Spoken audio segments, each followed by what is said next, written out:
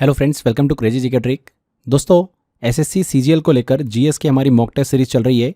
इस सीरीज़ का ये हमारा 9वां मॉक टेस्ट है। यहाँ पर हम एग्ज़ाम से पहले 20 इंपॉर्टेंट मॉक टेस्ट सॉल्व कर रहे हैं। हर एक जो मॉक टेस्ट होगा हमारा वो बिल्कुल एग्ज़ाम लेवल का होगा। अगर आप इन मॉक टेस्ट के अंदर 25 में से 18 से 22 के बीच में अगर क्वेश्चन सही सॉल्व कर देते हो, विच मीन्स एग्जाम में भी आप 18 से 20 तक क्वेश्चंस बिल्कुल करेक्ट करके आओगे। तो एग्जाम से पहले ये सीरीज आपका एक रियल टेस्ट होने वाली है। इससे आपको बेटर अंडरस्टैंडिंग मिलेगी कि आप कितना स्कोर कर पा रहे हैं एंड कहाँ पर आपको मेहनत करने की अभी भी ज़रूरत है। तो आपसे बस एक ही रिक्वेस्ट है मेरी कि इस पूरी सीरीज को प्रॉपर अच्छे से ईमानदारी से फॉलो करिएगा। 20 मॉक टेस्ट है, 20 मॉक टेस्ट आपको कंप्लीट करना है। एसएससी सीजीएल जीएस को लेकर मैंने आपको मास्टर वीडियो सीरीज भी दे रखी है। अगर आपने उस सीरीज को फॉलो नहीं किया है तो बहुत सिस्टमेटिक तरीके से मैंने हर एक सब्जेक्ट वाइज वहाँ पर आपको पढ़ाया है। हर एक सब्जेक्ट के इंपॉर्टेंट क्वेश्चंस हमने कवर करें। अगर वो सीरीज आपने नहीं देखी है, वीडियोस नहीं देखें, तो आप सिस्टमेटिक प्लेलिस्ट को फॉलो करिए। डेफिनेटली फ्रेंड्स, आपको एग्जाम में काफ़ी क्वेश्चंस इस सीरीज से देखने को मिलने वाले हैं। अच्छा, एक और चीज़, जो भी आपका स्कोर रहता है 25 जो क्वेश्चंस मैंने आपको सॉल्व कराए हैं वो 25 क्वेश्चंस, एक क्वेश्चन 2 मार्क्स का होगा। बिल्कुल एग्जाम लेवल के ही यहाँ पर हम स्कोर लेके चलेंगे। तो जो भी आप फाइनल स्कोर करते हो, आप कमेंट बॉक्स में ज़रूर बताइएगा मुझे कि आपका फाइनल स्कोर क्या रहा। एक क्वेश्चन सही करने के आपको 2 मार्क्स मिलेंगे और एक क्वेश्चन गलत होता है तो 0.5 की आपकी माइनस मार्किंग होने वाली है। ठीक है, तो चलिए अब हम हमारे सेशन को स्टार्ट करते हैं। पहला क्वेश्चन है, निम्नलिखित में से कौन कैबिनेट मिशन का सदस्य नहीं था? William would, Pethick Lawrence, Stafford creeps या एबी अलेक्जेंडर?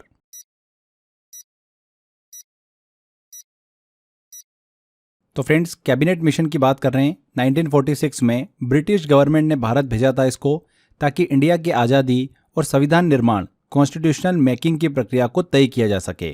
इस मिशन के 3 सदस्य थे। पहले थे Pethick Lawrence, secretary of state for India.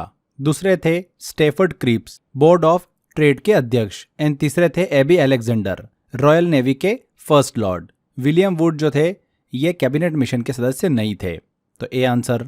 ICC cricketer of the year के लिए सर गॉरफील्ड सॉबर्स ट्रॉफी जीतने वाले इतिहास के पहले खिलाड़ी कौन बने हैं? राहुल द्रविड़, सचिन तेंदुलकर, रिकी पॉन्टिंग या ग्लेन मैग्रा?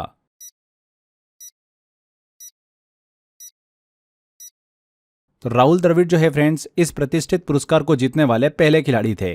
उन्होंने 2004 में पुरस्कार जीता था, जब आईसीसी ने पहली बार सर गॉरफील्ड सॉबर्स ट्रॉफी की शुरुआत की थी। यह अवार्ड साल के सबसे बेहतरीन इंटरनेशनल क्रिकेटर को दिया जाता है। तो यहाँ पर राहुल द्रविड़ पहले खिलाड़ी थे। A answer. भारतीय संविधान में directive principle of state policy किस देश से लिए गए थे? यूएसएसआर, यूएसए, आयरलैंड या चाइना?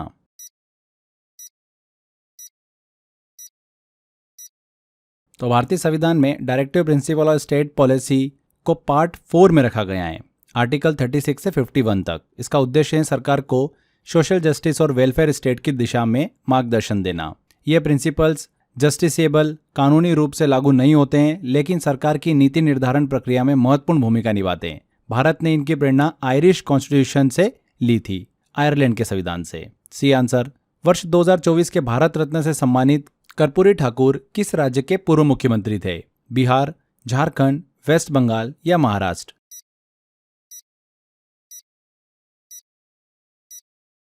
तो कर्पूरी ठाकुर बिहार के पूर्व मुख्यमंत्री थे। इन्हें मरणोपरांत भारत रत्न से सम्मानित किया गया वर्ष 2024 में। उन्होंने 1970 से 1977 में बिहार के मुख्यमंत्री के रूप में सेवा दी। उन्हें, ध्यान रखिएगा, मरणोपरांत ये पुरस्कार दिया गया, भारत रत्न। 2024 में कुल 5 व्यक्तियों को भारत रत्न से सम्मानित किया गया। ये कौन कौन थे? कर्पूरी ठाकुर थे एक तो, फिर लाल कृष्ण आडवाणी, चौधरी चरण सिंह, इन्हें मरणोपरांत दिया गया। पीवी नरसिम्हा राव को भी मरणोपरांत दिया गया। एमएस स्वामीनाथन को, इन्हें भी मरणोपरांत ये पुरस्कार दिया गया। ठीक है, तो ये 5 को आपको दिमाग में रखते हुए चलना है। आगे बढ़ते हैं, अगले क्वेश्चन की तरफ चलते हैं। निम्नलिखित में से कौन सा श्रमिक जनसंख्या अनुपात का सबसे अच्छा वर्णन करता है? 4 ऑप्शन दे रखे हमको। यह श्रम बल में व्यक्तियों की संख्या को कामकाजी आयु वर्ग की जनसंख्या के प्रतिशत के रूप में मापता है, श्रमिक जनसंख्या अनुपात। दूसरा है, इसे कुल जनसंख्या के प्रति 1000 व्यक्तियों पर नियोजित व्यक्तियों की संख्या के रूप में परिभाषित किया गया है। तीसरा है, इसे श्रम बल में प्रति 1000 व्यक्तियों पर नियोजन व्यक्तियों की संख्या के रूप में परिभाषित किया गया, या फिर उपरोक्त में से कोई नहीं।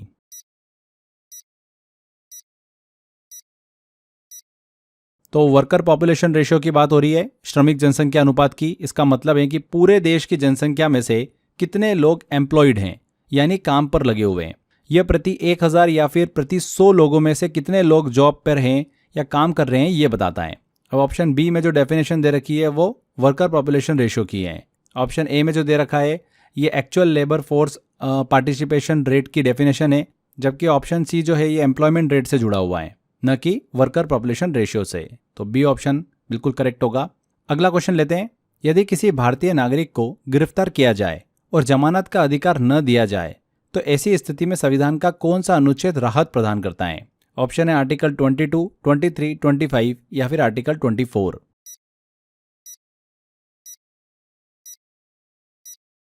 तो आर्टिकल 22 जो है फ्रेंड्स, ये अरेस्ट मतलब गिरफ्तार नागरिक को लीगल प्रोटेक्शन प्रदान करता है, कानूनी सुरक्षा देता है। अगर किसी व्यक्ति को पुलिस अरेस्ट कर लेती है तो उसे रीजन फॉर अरेस्ट, गिरफ्तारी का कारण बताया जाना चाहिए।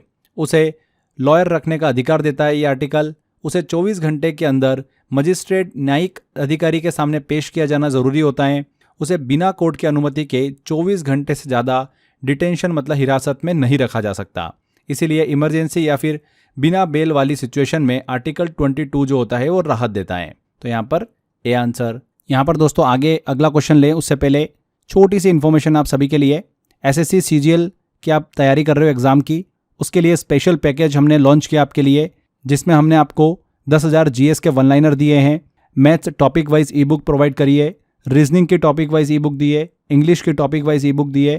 प्रीवियस ईयर जो क्वेश्चन हैं एसएससी के 2023, 2022, 2024, इन सब ईयर का हमने आपको एक प्रॉपर एनालिसिस करके दिया है, जिससे आपको आइडिया लगेगा कि किस तरीके के क्वेश्चन, किस टॉपिक से ज़्यादा क्वेश्चंस पूछे जाते हैं।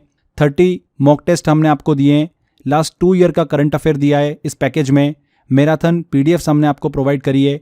ये सारा 350 रुपये के आसपास की प्राइसिंग होती है, जो कि आपको सिर्फ स्पेशल ऑफर में 49 रुपीज़ में मिल रही है।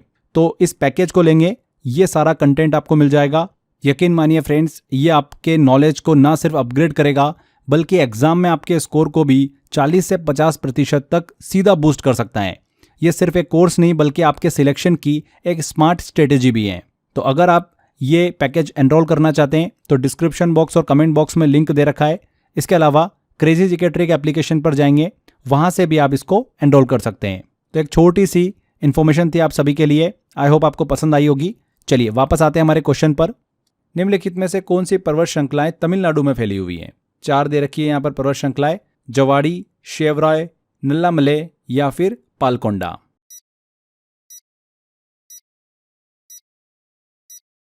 तो जवाड़ी हिल्स और शेवरॉय हिल्स जो है दोनों तमिलनाडु में स्थित हैं और ईस्टर्न घाट का हिस्सा हैं। वहीं हम अगर नल्लामले की बात करें या पालकोंडा की बात करें तो ये दोनों आंध्र प्रदेश में स्थित है, न कि तमिलनाडु में। तो यहाँ पर पूछा गया है कि कौन सी श्रृंखलाएं तमिलनाडु में फैली हुई हैं, तो जवाड़ी और शेवरॉय। तो 1 और 2 मतलब ऑप्शन ए बिल्कुल करेक्ट होगा। निम्न में से किस मिसाइल रक्षा प्रणाली को सुदर्शन चक्र के नाम से जाना जाता है? S-400 Triumph, S-800 Triumph, Barack 8 या आयरन डोम?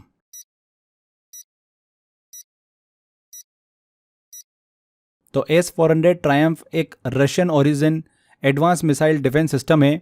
हाल ही में अभी देखिए इंडिया पाकिस्तान के बीच में जो टेंशन बढ़ा था उस दौरान काफ़ी ज़्यादा सुर्खियों में रहा। मैंने S-400 ट्रायम्फ पर एक डेडिकेटेड वीडियो भी बना रखा है, आप वो देख लीजिएगा अगर डिटेल में आपको स्टडी करना हो तो। भारत में इसे सुदर्शन चक्र कहा जाता है S-400 ट्रायम्फ को, क्योंकि यह एयर थ्रेड्स को चारों तरफ से रोकने की क्षमता रखता है।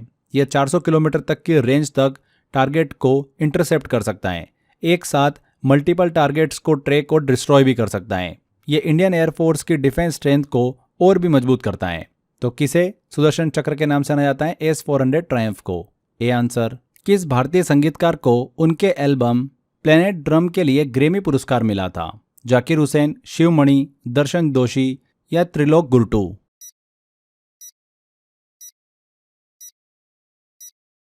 किसे मिला था? जाकिर हुसैन को। जाकिर हुसैन भारत के वर्ल्ड फेमस तबला प्लेयर हैं, तबला वादक हैं।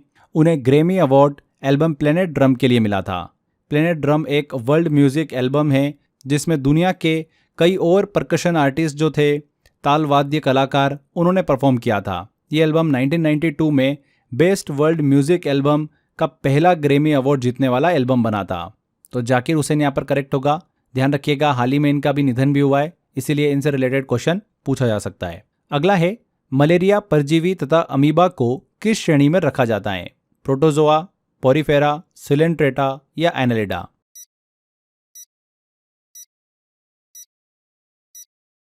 ऐसे क्वेश्चन बहुत बनते हैं एसएससी के अंदर, तो इन टाइप के क्वेश्चंस को अच्छे से करके जाइएगा। देखिए यहाँ पर मलेरिया पैरासाइट, प्लाज्मोडियम और अमीबा दोनों को प्रोटोजोआ श्रेणी में रखा जाता है, एक कोशीय जीवों का वर्ग में। प्रोटोजोआ एक यूनिसेलुलर ऑर्गेनिज्म है जो या तो इंडिपेंडेंट रहता है या किसी होस्ट में परजीवी बनकर रहता है। तो यहाँ पर प्रोटोजोआ बिल्कुल करेक्ट होगा। पश्चिम बंगाल की सीमा कितने देशों से मिलती है? 1, 2, 3 या फिर 4?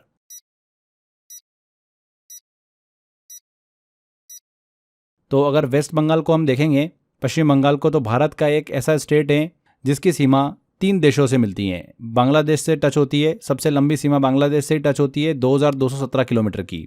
इसके अलावा नेपाल से सीमा टच होती है, नॉर्थन साइड में एक छोटा सा बॉर्डर टच होता है।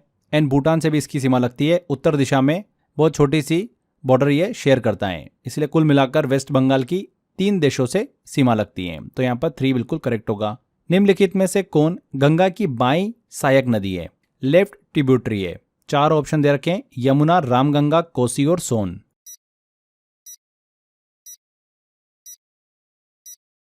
तो देखिए गंगा नदी की लेफ्ट ट्रिब्यूटरीज की बात करें, बाईं सहायक नदियों की, मतलब जो उत्तर या फिर उत्तर पूर्व से आकर गंगा में मिलती हैं, तो रामगंगा उत्तराखंड से निकलती हैं और बाईं ओर से गंगा में मिलती हैं। कोसी जो है ये नेपाल से आती हैं और बिहार में गंगा से मिलती हैं, इसे बिहार का शोक भी कहा जाता है। जबकि यमुना और सोन जो है ये दोनों दाईं ओर से गंगा में मिलती हैं। तो रामगंगा और कोसी, मतलब 2 और 3, जो कि बी वाला ऑप्शन में दे रखा है। अगला लेते हैं क्वेश्चन। 2011 की जनगणना के अनुसार भारत के किस राज्य में उसकी कुल जनसंख्या के अनुपात में जनजातीय जनसंख्या का प्रतिशत सबसे अधिक है? ऑप्शन है अरुणाचल प्रदेश, नागालैंड, मिजोरम या फिर मेघालय।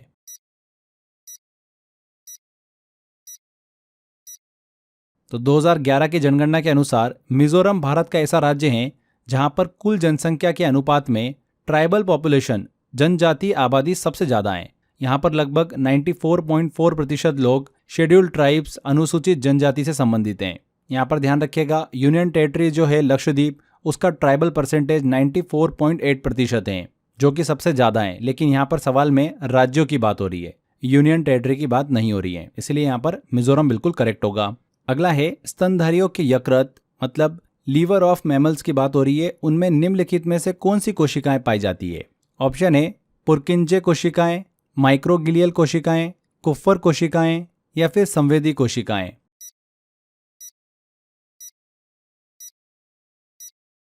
Sensory cell. तो कुफ्फर कोशिकाएं जो होती है, कुफ्फर सेल्स, ये लीवर में पाई जाती हैं और ये एक प्रकार की मैक्रोफेज, मतलब रोगाणु खाने वाली कोशिकाएं होती हैं। ये ब्लड वेसल्स के अंदर मौजूद होती है। इनका काम होता है बैक्टीरिया, पुरानी रेड ब्लड सेल्स और अन्य जो वेस्ट अपशिष्ट होते हैं उनको साफ करना। ये इम्यून सिस्टम का हिस्सा है और लीवर को इन्फेक्शन से बचाती हैं। तो कुफ्फर कोशिकाएं, कुफ्फर सेल, सी आंसर बिल्कुल करेक्ट होगा, ये लीवर में पाई जाती हैं। बैडमिंटन में युगल कोर्ट की लंबाई और चौड़ाई कितनी होनी चाहिए?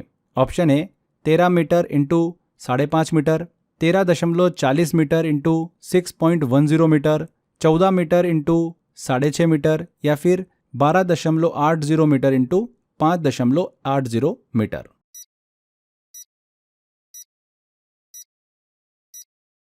बैडमिंटन के अंदर लेंथ एंड विड्थ पूछी जा रही है डबल्स कोर्ट की, तो कितनी होने चाहिए? 13.40 मीटर लेंथ एंड विड्थ होना चाहिए 6.10 मीटर। ये BWF बैडमिंटन वर्ल्ड फेडरेशन द्वारा मान्यता प्राप्त है। सिंगल कोर्ट की बात करें तो इसकी विड्थ थोड़ी सी कम होती है, 5.18 मीटर। तो यहाँ पर बी आंसर करेक्ट होगा, 13.40 मीटर इंटू 6.10 मीटर। अगला आता है क्वेश्चन, समुद्री द्विपक्षीय अभ्यास इंदिरा 2025 का 14वां संस्करण किसके बीच आयोजित किया गया? भारत और जापान, भारत और फ्रांस, भारत और रूस या फिर भारत और अमेरिका।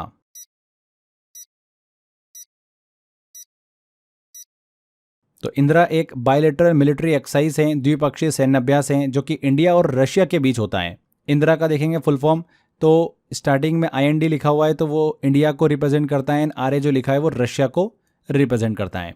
2025 में इसका 14वां संस्करण जो है वो समुद्री क्षेत्र में आयोजित हुआ, यानी नेवी के बीच में। इस अभ्यास का मकसद है साथ मिलकर operations, coordination and maritime security को मजबूत करना। तो इंडिया और रशिया। कॉलम ए को कॉलम बी के साथ सुमेलित करिए। कॉलम ए में हमको ऑर्गेनल्स दे रखें, कोशिकांग दे रखें, एंड कॉलम बी में हमको उनके कार्य दे रखें। चलिए सॉल्व करते हैं।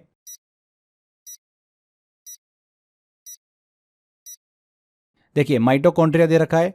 माइटोकॉन्ड्रिया सेल की एनर्जी बनाता है, इसलिए इसे powerhouse of the cell भी कहते हैं। तो यहाँ पर आ गया हमारा पहले का हो गया डी।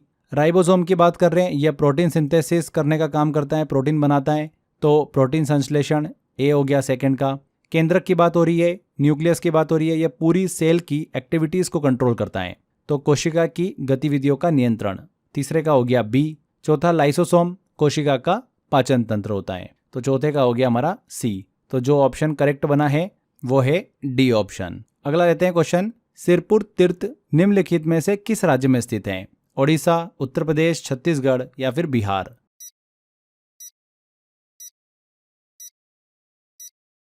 तो सिरपुर छत्तीसगढ़ राज्य के महासमुंद जिले में स्थित है। ये एक important historical and religious site है। यहाँ पर बुद्धिस्ट और हिंदू टेम्पल्स दोनों देखने को मिलते हैं।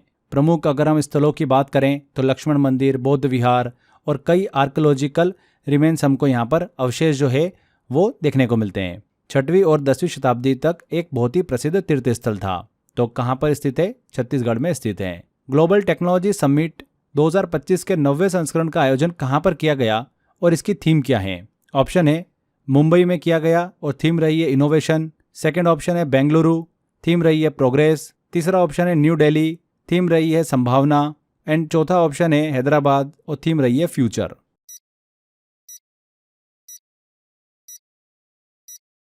तो करेक्ट आंसर होगा फ्रेंड्स इसका ऑप्शन सी, न्यू दिल्ली में इसका आयोजन हुआ और थीम थी इस बार संभावना, पॉसिबिलिटीज। ग्लोबल टेक्नोलॉजी समिट एक एनुअल इवेंट है जिसे मिनिस्ट्री ऑफ एक्सटर्नल अफेयर और जो कार्नेगी इंडिया होता है वो मिलकर आयोजित करते हैं। 2025 में इसका 9वां एडिशन था। 10 से 12 अप्रैल के बीच में न्यू दिल्ली में आयोजित हुआ। इस वर्ष जो थीम थी वो थी पॉसिबिलिटी, संभावना। ध्यान रखिएगा सी आंसर करेक्ट है। नेक्स्ट लेते हैं क्वेश्चन। पद्मश्री विजेता दारीपल्ली रामैया जिनका हाल ही में निधन हुआ किस क्षेत्र से संबंधित है? चिकित्सा, कला, शिक्षा या फिर पर्यावरण संरक्षण?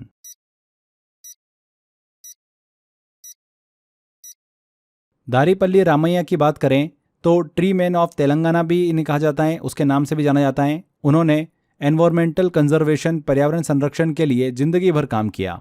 उन्होंने 10 लाख से ज़्यादा पेड़ लगाए और हमेशा बीजों की थैली और साइकिल साथ रखते थे। उनके योगदान के लिए 2017 में उन्हें पद्मश्री से भी सम्मानित किया गया था। ध्यान रखिएगा एनवायरमेंटल कंजर्वेशन, पर्यावरण संरक्षक थे।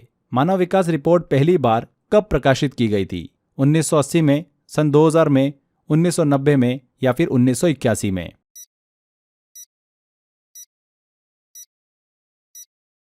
तो ह्यूमन डेवलपमेंट रिपोर्ट HDR पहली बार 1990 में UNDP, United Nations Development Programme द्वारा प्रकाशित की गई थी।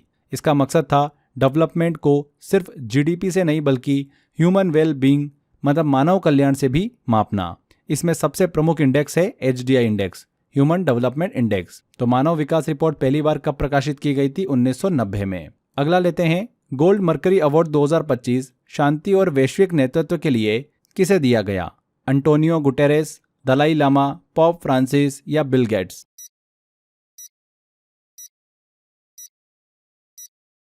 तो 2025 का gold mercury award Dalai Lama को दिया गया है। ये सम्मान उन्हें पीस, कंपेंशन और एनवायरमेंटल प्रोटेक्शन में आजीवन योगदान के लिए दिया गया है। 31 मार्च 2025 को धर्मशाला में एक समारोह के दौरान उन्हें अवार्ड दिया गया। ध्यान रखिएगा गोल्ड मर्करी अवार्ड 2025 से दलाई लामा को सम्मानित किया गया। फरवरी 2025 में प्रकाशित the new icon Savarkar and the facts पुस्तक के लेखक कौन है? अरुण शौरी, नरेंद्र मोदी, के अजीज या सुधीर चौधरी?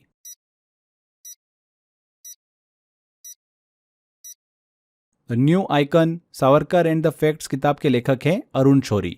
यह किताब फरवरी 2025 में पेंगुइन इंडिया द्वारा पब्लिश की गई थी। इसमें लेखक ने वीर सावरकर के विचारों, उनके जीवन और कंट्रीब्यूशन का विस्तार से विश्लेषण किया है। तो अरुण शौरी ने लिखा है इस पुस्तक को। ए आंसर, सत्यशोधक समाज का मुख्य उद्देश्य क्या था और इसे किसने स्थापित किया था? ऑप्शन ए सामाजिक सुधार ज्योतिबा फुले, धार्मिक सुधार राजा राम मोहन राय, शैक्षिक सुधार सर सैयद अहमद खां या राजनीतिक सुधार सुरेंद्रनाथ बनर्जी।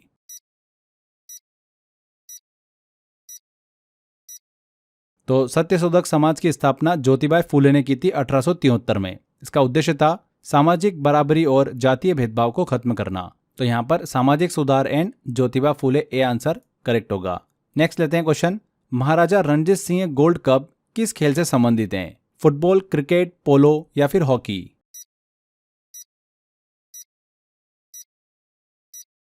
तो महाराजा रणजीत सिंह गोल्ड कप एक प्रतिष्ठित हॉकी टूर्नामेंट है। यह टूर्नामेंट भारत के पंजाब राज्य से जुड़ा हुआ है। महान शासक महाराजा रणजीत सिंह की याद में आयोजित किया जाता है। इसमें नेशनल और इंटरनेशनल टीम पार्टिसिपेट करती हैं। D option. तो यहाँ पर हमारा ये टेस्ट कंप्लीट होता है। जो भी आपका स्कोर रहा है इस टेस्ट के अंदर, 25 में से आपने कितने क्वेश्चन सही करे हैं, जितने भी क्वेश्चन आपने सही करें उसमें 2 का मल्टीप्लाई हो जाएगा, क्योंकि एक क्वेश्चन 2 मार्क्स का है। एंड जितने क्वेश्चन आपने गलत करें उसकी 0.5 की माइनस मार्किंग होगी। उसके हिसाब से आपका जो भी फाइनल स्कोर हो रहा है वो आपको यहाँ पर कमेंट में बताना है। ठीक है, ईमानदारी से बताइएगा अपना स्कोर, जिससे कि धीरे धीरे आप मेहनत करके अच्छे स्कोर तक पहुंच पाओ। तो ये था हमारा नोवा टेस्ट। आई होप आपको मज़ा भी आया होगा एंड जहाँ पर आपकी गलती हो रही है वो पॉइंट भी आपको समझ में आया होगा। बस ऐसे ही लगातार अच्छे से मेहनत करते रहो। एसएससी सीजीएल को लेकर लास्ट टाइम रिवीजन के लिए मैंने आपको 100 आवर जीएस का मेरा कोर्स दे रखा है।